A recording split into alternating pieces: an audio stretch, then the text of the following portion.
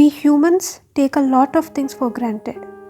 Our families, friends, relationships, and sometimes the things we just live with every day. We think they will always be there. We stop appreciating the beauty in life.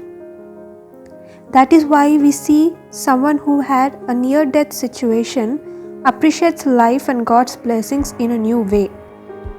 We Christians do the same in our faith. We often take God's grace for granted. This becomes more true for people who are raised in the church. We are very much accustomed to a faith that we simply take it for granted sometimes. God's grace is something we are freely given, but it quite possibly is the most abused gift of God.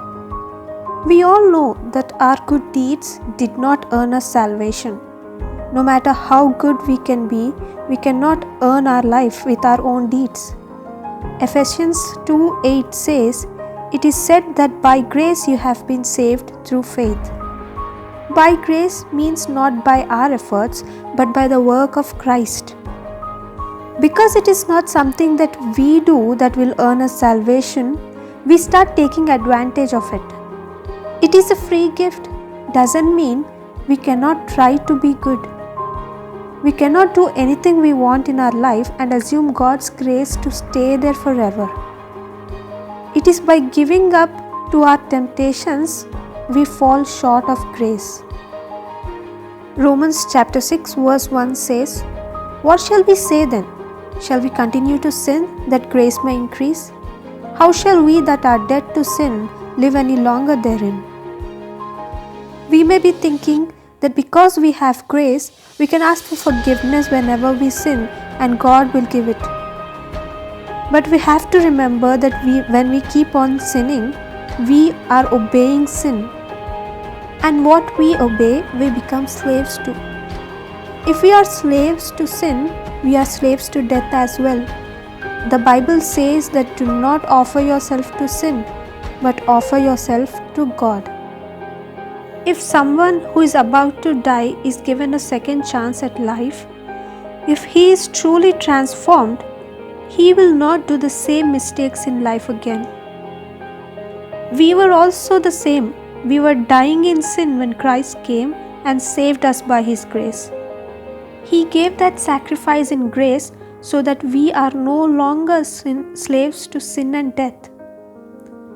We should take grace as an opportunity to make our hearts right with the Lord, but not as a chance to take advantage of His goodness. God knows that we humans will make mistakes, but we should not purposely push our limits and expect God to forgive us.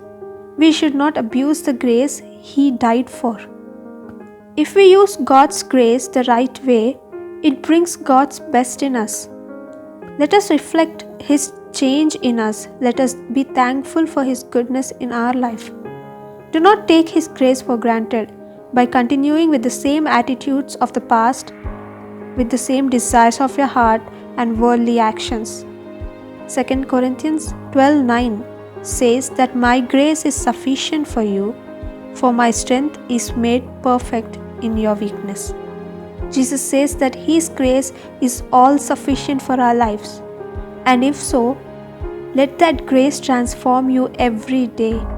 And let us not give up to our temptations and maintain a good attitude, a godly attitude. May the Lord help us to do so.